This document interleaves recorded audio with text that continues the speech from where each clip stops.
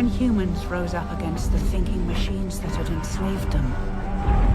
Um dos universos mais ricos e extensos de ficção científica volta pela sua segunda vez nesse ano de 2024, expandindo ainda mais os horizontes, ou galáxias, ou planetas. Várias casas e famílias, traições, briga política, briga por poder, ambições exageradas é o que a gente vê aqui em Duna: A Profecia. Um épico espacial de uma série relacionada ao universo de Duna. A gente já viu 2 filmes, mas essa série se passa 10 anos antes do Paul Atreides. Então a gente vê o início do universo Duna. Depois do fim da guerra contra as máquinas, começa aí uma briga por poder, por império, né? Pelo império. E se você ainda não sabe do que eu tô falando, fica aqui que você vai saber mais.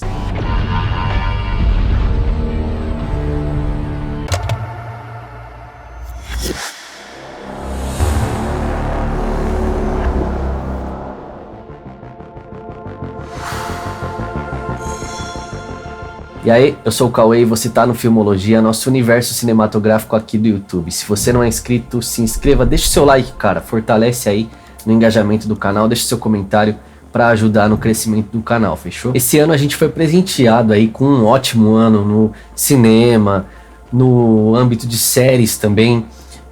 Esse ano a ficção científica veio forte, principalmente com seriados. Teve a volta agora recente de Silo, a gente teve Fallout mais ou menos no começo do ano ali, que foi uma série espetacular de ficção científica. Agora no começo de janeiro vai voltar também Ruptura, então é um gênero que vem forte, agora veio novamente aí com esse crescimento que a gente vê, né, na HBO, na Max, né, no caso, que esse ano trouxe A Casa do Dragão, trouxe Pinguim e agora tá trazendo aí mais uma série que tem esse intuito de bombar mesmo, sabe? Tem essa carinha Game of Thrones de ser, que é Duna: A Profecia. Eu fico refletindo e eu penso assim, como que GOT, né, Game of Thrones bombou tanto, sendo que é uma série que não é pra todo mundo, sabe? Tem muita politicagem, tem muito diálogo, tem muitos nomes pra se lembrar, pra conectar ali, pra se encaixar. E mesmo assim foi um fenômeno mundial aí, que todo domingo a galera se reunia, sentava à noite para assistir um episódio novo. E assim como Game of Thrones, Duna: A Profecia, eu vejo que tem a mesma pegada, sabe? Não é uma série para todo mundo, assim como os filmes não foram para todo mundo.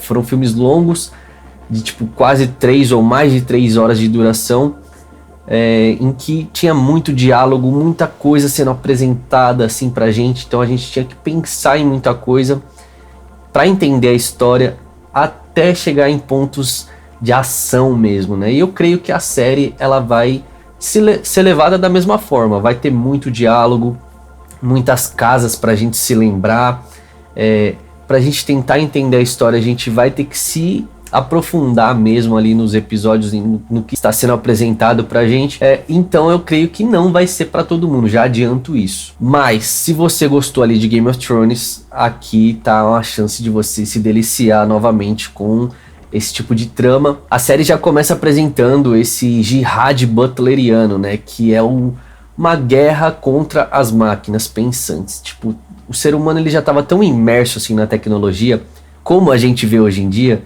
que foram criadas aí inteligências artificiais para tudo. Então a gente dependia tanto das inteligências artificiais que na verdade a gente tinha virado meras ferramentas para aquelas inteligências. Aí o ser humano ele decidiu entrar em guerra contra essas ferramentas e dizem aí as más línguas, né, a história disse que foi um Atreides que resolveu ali o conflito, ele conseguiu vencer a guerra.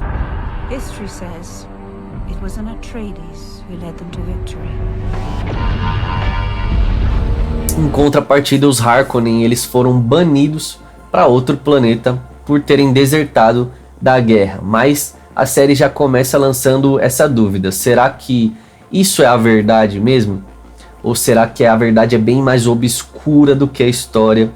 E que talvez a família Atreides, né, a casa Atreides, tenha inventado, né, escrito essa história mas que na verdade talvez eles nem tenham ganhado a guerra. A gente vê a Valia Harkonnen narrando, né, essa história e falando que talvez tenham segredos ocultos, e a gente vai vendo ali o início da história dela, que ela não se conformou em ficar banida nesse planeta e decidiu entrar ali na Irmandade, que é o início ali das Bene Gesserit. Os Harkonnen, para quem não se lembra, eles têm aquela estética meio alien, sabe? Sem pelo nenhum facial, nem no cabelo, nada.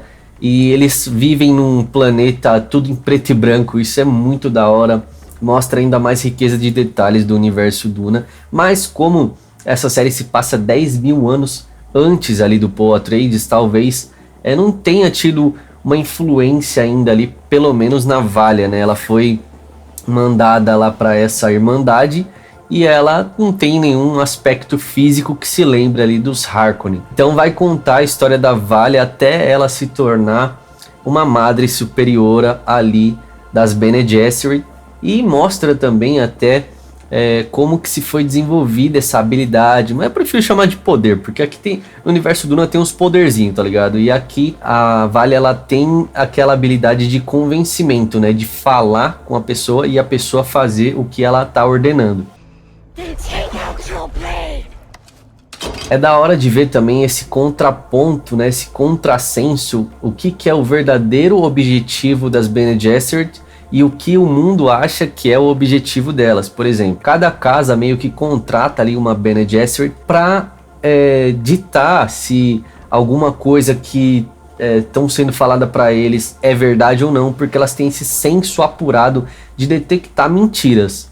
Só que ao mesmo tempo, as Bene Gesserit têm um interesse particular, então elas simplesmente podem manipular qualquer pessoa por já acreditarem que elas sempre estão dizendo a verdade. Cara, isso é muito doido. Tanto que no início ali da série a gente vê uma proposta de casamento ali, e cada casa ali tem a sua irmã Bene Gesserit, e elas estão falando entre si com um tipo de código que só elas entendem, enquanto elas manipulam ali informações para fazer com que a história se encaixe da maneira que elas planejam.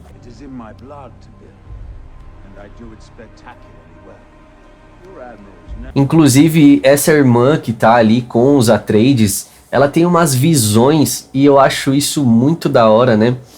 Porque não tem só tecnologia nesse universo. Como eu falei, tem esses poderes, essas habilidades, essa mitologia, tem uma certa bagagem religiosa, que no Duna e Duna 2 são bem mais exploradas, né? Nítido você vê a referência da Bíblia cristã ali. Mas eu espero ver demais aqui, mais sobre essas máquinas pensantes, porque a série dá a entender que a guerra já acabou, mas que ainda existem certas máquinas, e até mesmo nas visões ali dessa irmã, dá pra ver que tem uma máquina ali. Então eu espero demais ver isso em cena.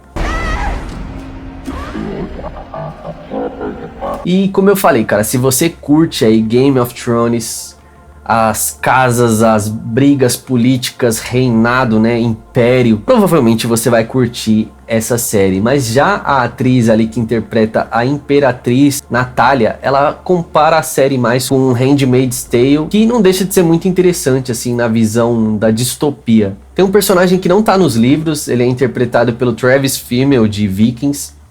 Aqui na série ele é o Desmond. E cara, esse personagem é muito curioso porque os próprios produtores aí da série disseram que ele foi inspirado em uma figura religiosa, mística, russa, que realmente existiu na história, que foi o Gregory Rasputin. Ele foi esse místico, né, esse cara do ocultismo ou sei lá o que, russo, e era uma figura bem controversa. Então até o físico assim se parece um pouco com o personagem do Desmond. Então acho que vai ser uma parada bem legal assim de se acompanhar. A trilha sonora é impecável, né? A gente já vê isso em Duna.